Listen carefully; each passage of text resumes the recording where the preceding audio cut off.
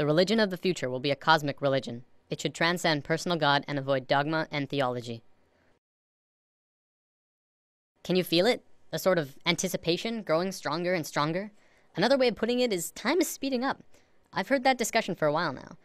I know most people have felt it at some point, maybe while watching the news or perhaps something in their own lives. Something big is about to happen. You can see signs of it all over the world. Revolutions rapidly spreading across the Middle East, protests occurring in America and Europe. Earthquakes are devastating the world, like in Japan, Myanmar, and Greece. The global economy is failing so hard that it looks like we're looking forward into a global recession, the likes of which makes the 30s look like a cakewalk. Not to mention that if global warming doesn't put our planet into an ice age, we're going to kill ourselves from overpopulation for sure. And using the rate of doubling, we definitely don't have the resources to survive the way we are for maybe little over 10 years. Yet, despite all of these things, we're about to learn something amazing. It's something that will transform the Earth into something completely different, something incredible and beautiful. Many people across the globe have learned about this, and they've applied it to themselves and witnessed marvelous changes. Others have dedicated their lives to talking about it, to teaching it. I'm someone who's still exploring it, and I want more people to talk about it with. Mind, body, spirit. This is the sacred trinity that allows us life on Earth. Without even one of these three, we could not function properly. Yet, in today's world, we only really truly understand two of the three. We have scientifically mapped the mind and the body. We understand next to every aspect about each of them. Yet, what do we really know about the spirit, the soul? What is it? Where does it come from? For centuries, religions have been the primary source for answers pertaining to the soul, but they're not concrete. Many different religions have a different answer and ideas about how things work on this level. Recently, however, a discovery was made, which led to new discoveries and further discoveries. These incredible insights went largely unnoticed by the global community, and while governments and secret services of the world acknowledge them, it wasn't something that really got to the masses. Today, this information is still slowly coming out, and I'm going to share it with you.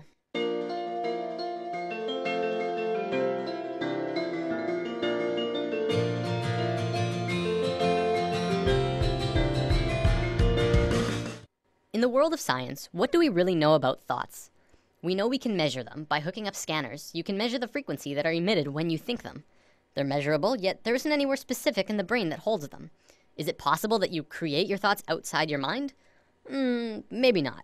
But is it possible that you create your thoughts into the external world from your mind? This is what we're going to talk about today. Have you ever had a moment where you knew exactly what someone else was going to say, about 2 or 3 seconds before they even started talking? Do you have a shared connection between a loved one or a pet where you can always tell exactly how the other is feeling or what they're thinking of, even if they're not really around? Have you ever met someone that you really got bad vibes from and your intuition turned out right? We've all had experiences like these at least a few times, some many more than others. There are even a few people who can kind of tap into this experience quite easily. I believe one of the terms for it is psychic. Let's say for the sake of discussion that when you think of something, anything, it appears right in front of you. No, not physically, but let's say it appears in a different realm that's in and around all of us. We'll just assume for now that it's not something that we're consciously aware of, and it's something that we're going to discuss later on. For now, let's just call it the thought realm. When you're doing something, you start by thinking about it. Whether you're building a pool in your backyard or making a sandwich, you have to have thought of it first. Even the subconscious thoughts for things like walking and breathing. This shouldn't be anything new to us. We think of things before we do them, even if it's a split second before them. This is just how we function, and our physical actions match the thoughts that we've created. You might say that you move through your thoughts, turning non-physical ideas into physical actions. When an inventor gets an idea, this idea can quickly spread throughout all of his colleagues and friends. Ideas and thoughts are spreadable. Multiple people can hold on to the same idea at once, allowing them to grow and develop further. In this scenario, don't think of thoughts as separate, but as a whole that everyone is latching onto. Of course, because we can't physically see this realm of thoughts, we can't tell exactly what the original idea was, only the interpretation that they describe using functions like speech and body language, as well as our own intuition, which is how thoughts connect to each other. Because of this, we add a bit of our own creation to the mix, our own spice, while still working towards the same common goal. A social gathering is another good example of this at work too.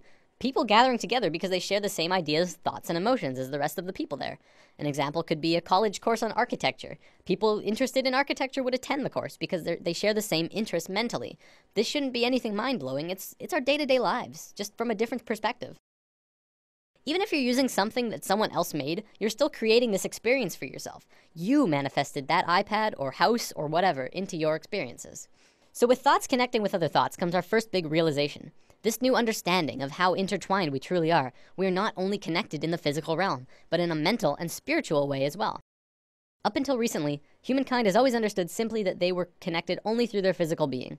We assumed that the conscious experience, as well as all of the thinking, was totally 100% isolated from the rest of everyone else. The fact is, we're not. We are so connected with each other, it's almost impossible to believe. Think about almost every creature on Earth. What do we really know about the bond that connects them? Geese are able to travel long distances, switching who flies in front like clockwork. Many fish swim in large schools, and we know that they don't have a form of verbal communication.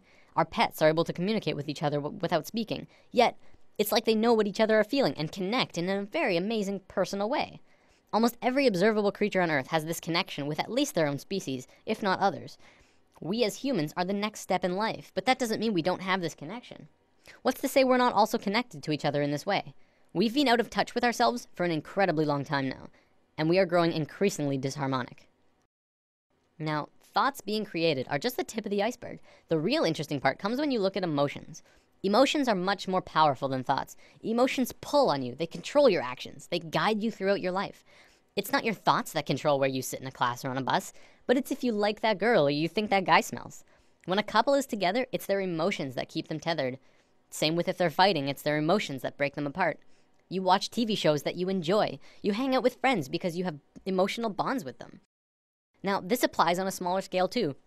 Do you ever have a morning where you wake up grumpy and stub your toe and think, oh, this is just gonna be one of those days, and find that the entire day afterwards just goes terrible and just everything goes wrong? What about the days when you wake up excited and happy and ready to go? Your whole day is just excellent in all of the right ways. Even if something bad does happen, you're less affected by it because you're in such a good place emotionally. The reason these differences in how your day goes is because of your emotional state. People like to think the world will go on exactly the same without you, but it really won't. People interact differently with other people, and everyone would have a completely different experience if you were not there. Imagine this scenario. There's a bully in a playground who's looking for someone to beat on. There's kids playing sports, kids skipping rope, kids on the swings, and then off to the side there's one boy sitting in the grass watching the rest of everyone play. He doesn't feel like anyone else will want to play with him, so he sits apart from the group. The bully instantly knows where to go, and the circle of hurting begins. See, it's through the feeling of being vulnerable that you become vulnerable in the physical. If the boy had walked outside for recess and told himself, I can fit in, he would probably be playing sports right now. This applies to the bully as well. He didn't have anyone else to play with, probably because of some insecurity, mental, that led him to need to hurt others. He thinks he's doing good for himself by hurting the boy, except he's really just hurting himself long term. You can look into society and see a vast amount of evidence to support it too.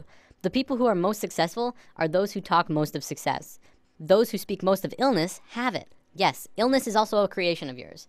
If you have a low immune system, it's because of you.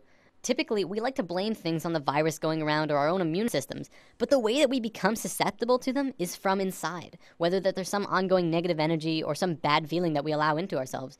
We can heal ourselves also, but I'm going to save healing for another video. There's only one thing that becomes apparent from this understanding. You create your own reality. We are 100% responsible for the situations that we find ourselves in, the things that happen to us, good and bad. Throughout history, we've always played the blame game. It's his fault I didn't get the promotion. It's her fault I couldn't go to the game. It's everyone else's fault. I'm so depressed. Whatever it is, and this may be the hardest thing to truly get, it's your fault. Your happiness, your sadness, your fears, and your fortunes. Every single experience of your life on Earth was because of you. Remember, just as you are creating your own individual reality, we are all co-creating our realities as a collective. We are one species, and as a species, we are creating the realities that we are experiencing together. One common argument I hear is, what about starving kids in Africa? How are they creating their starving reality? I would respond to that the Western way of life is not really allowing for everyone on the planet to live in the same abundance that the Westerners are, is it? We're using up all of the world's resources, hardly sharing anything unless they're paying a lot for it or if we're getting something out of it. And we ask why they're poor? We haven't been sharing with our brothers and sisters around the planet. But again, that's us as a collective creating the reality that we experience around the planet. This applies through all levels. As a family, you create your reality, and your actions will change what the family experiences. Because of this, and because we are not in tune with ourselves, it may often seem that sometimes we don't have complete control over what it is we experience. Sometimes we're seemingly forced into scenarios that seem out of our control. This happens as a result of our disharmony, and also lack of connection to our own intuition. When we become more in tune with ourselves, we can feel out certain scenarios and decide if that's a path we want to take. Maybe I won't go down into the dark alley. Maybe it feels right to not take that job. Beyond that, once you have the experience that you feel is out of your control, now it's your turn to decide what you do next. You can allow the experience to get the best of you and drain your energy and move into a dense, unhappy place emotionally. Or you can decide to take it for what it is, an experience, and keep moving forward. Every dark cloud has a silver lining, and if you're looking for that silver lining, you'll have a much easier time finding it. Many of us have heard of this thing called the law of attraction, which talks about something similar to this, but talks more about evidence and not much about this thought realm. Over the entire world, people have written in to tell of their amazing stories, where they really focused on having what they wanted, and got it through miracles and coincidences. This is but a small piece in the vast ocean of the internal world that I'll be talking about. It is, however, very real, and you can literally change everything in your life by willing it so.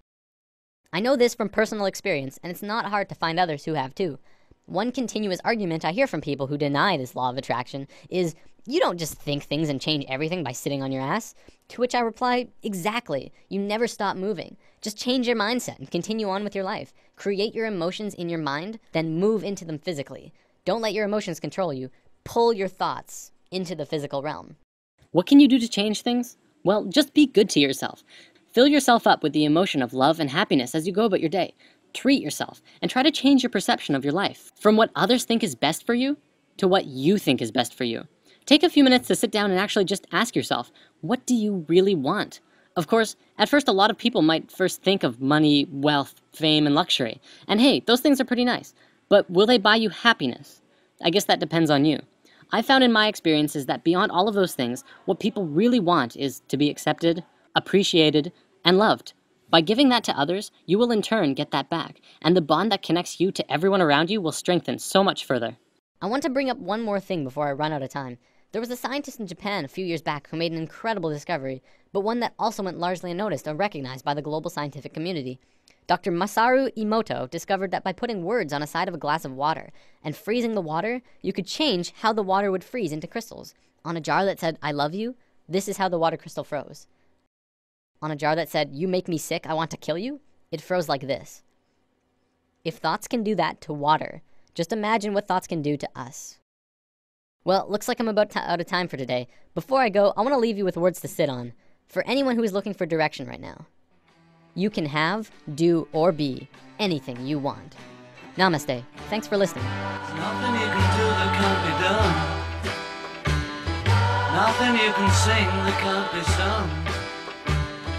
Nothing you can say, but you can learn how to play the game.